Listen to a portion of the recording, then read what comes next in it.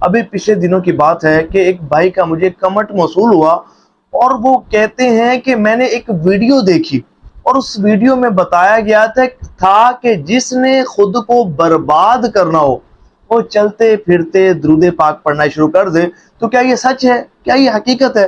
تو میں آپ کو بتاتا ہوں کہ سچ ہے کیا، حقیقت ہے کیا۔ کیا واقعی ہمیں چلتے پھرتے درود پاک نہیں پڑھنا چاہیے؟ کیا واقعی جو شخص چلتے پھرتے درود پاک پڑھتا ہے وہ برباد ہو جاتا ہے؟ آپ کی بڑی مہربانی، اس ویڈیو کو آپ نے اینڈ تک دیکھنا ہے اور دیکھنے کے بعد اپنی رائے کا اظہار کرنا ہے کہ آیا کہ میری بات درست ہے یا اس شخص کی بات درست ہے۔ میں اپنی گفتگو کا آغاز حضور نبی پاک علیہ السلام کے اس فرمان سے شروع کروں گا۔ حضور نبی پاک علیہ السلام نے ارشاد فرمایا کہ بروز قیامت انسان کو سب سے زیادہ حسرت اس گھڑی پر ہوگی جو گھڑی بغیر اللہ کے ذکر کے گزری ہوگی۔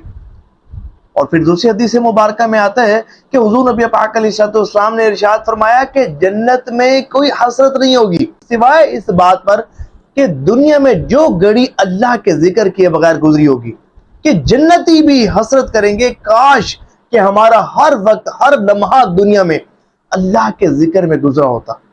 اور مجھے صرف ایک بات بتا دیں کہ فقہ کی کون سی وہ ایسی کتاب ہے کہ جس میں یہ بات درج ہے کہ چلتے پھرتے درود پاک پڑھنا جائز نہیں ہے اور جو چلتے پھرتے درود پاک پڑھے گا وہ برباد ہو جائے گا؟ کسی فقہ کی ایک کتاب کا نام مجھے بتا دیں کہ جس میں یہ بات لکھی ہو۔ فقہ کی کتاب ہو، اصول فقہ کی کتاب ہو، حدیث کی کتاب بتا دیں، اصول حدیث کی کتاب بتا دیں، کسی تفسیر کی کتاب میں مجھے لکھا ہوا دکھا دیں کہ جس میں یہ بات لکھی ہو کہ چلتے پھرتے درود پاک پڑھنا جائز نہیں۔ کسی ایک عالم صاحب کے متعلق بتا دیں کہ جنہوں نے یہ کہا ہو کہ بھئی چلتے پھرتے درود پاک نہ پڑھنا وگرنہ تم برباد ہو جاؤ گے۔ چلتے پھرتے یہی صرف کہہ دیا ہو کہ بھئی چلتے پھرتے درود پاک پڑھنا جائز نہیں ہے۔ بھئی چلتے پھرتے تو تلاوت قرآن کریم کرنا بھی جائز ہے۔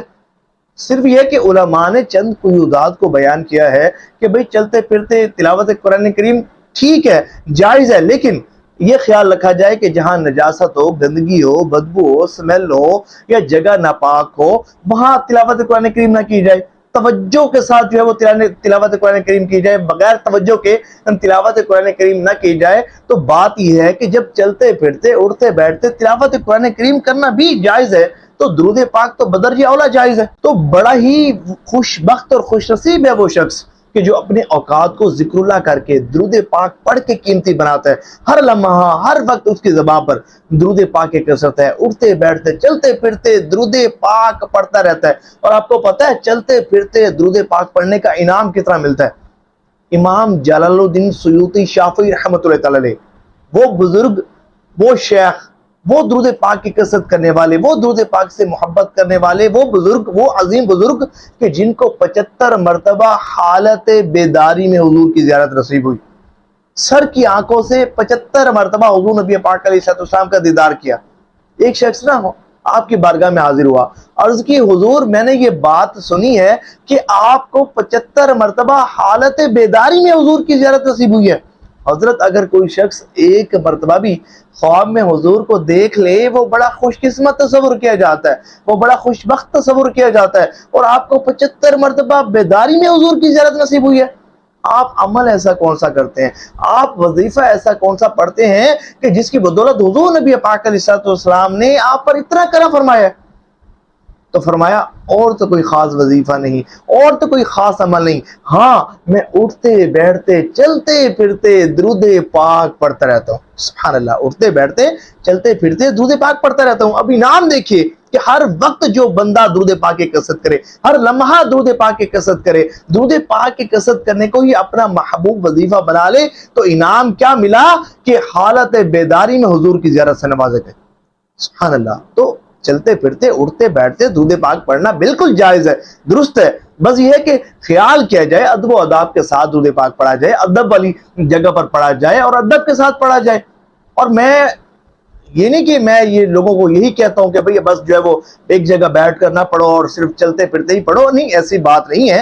میری ویڈیوز آپ اٹھا کر تو دیکھیں، میں اکثر تاکید کرتا ہوں کہ بھئی وظیفہ جو بھی ہو وہ توجہ کے ساتھ اور ایک جگہ بیٹھ کر پڑھا جائے، اور بالخصوص درود اور بالخصوص درود پاک یہ بہت ادب والی عبادت ہے، اگر آپ چاہتے ہیں کہ آپ کو درود پاک کا بہت زیادہ فیض ملے تو آپ دن میں سے کوئی ایک وقت مقرر کریں، کوئی ایک حصہ مقرر کریں کہ جس میں توجہ کے ساتھ آپ بیٹھ کر خوش و خضوع کے ساتھ حضور نبی پاک علیہ السلام کا تصور ذہن میں رکھتے ہوئے، حضور نبی پاک علیہ السلام کی شان و عظمت کو ذہن میں رکھتے ہوئے، گنبد خضرا شریف کا تصور رکھتے ہوئے آپ درود پاک پڑھیں، پھر دیکھیں آپ پر کتنا کرم ہوتا ہے۔ لیکن میں امت کو گمراہ نہیں کرتا، میں یہ نہیں کہتا کہ نہیں بھئی چلتے پھرتے درود پاک پڑھنا جائز نہیں ہے، چلتے جب علماء نے اجازت عطا فرمائی ہے، کہیں ممانعت نہیں ہے، شریعت نے منع نہیں کیا، تو میں کون ہوتا ہوں امت کو روکنے والا کہ بھئی جو وہ آپ چلتے پھرتے درود پاک نہ پڑھیں۔ تو خلاصہ کلام یہ ہوا کہ چلتے پھرتے اٹھتے بیٹھتے درود پاک پڑھنا، ذکر و اذکار کرنا، تسبیحات کرنا جائز ہے، درست ہے، باعث سے اجر و ثواب ہے، اور اللہ کی رحمت سے امید ہے کہ یہی بخشش و مغفرت کا ذریعہ بنے گی۔ لیکن کوشش یہ کرنی ہے کہ جہاں نجاست ہو، گندگی ہو، بدبو ہو، سمیل ہو، جگہ ناپاک ہو، تو وہاں نہیں پڑھنا، بغیر توجہ سے نہیں پڑھنا۔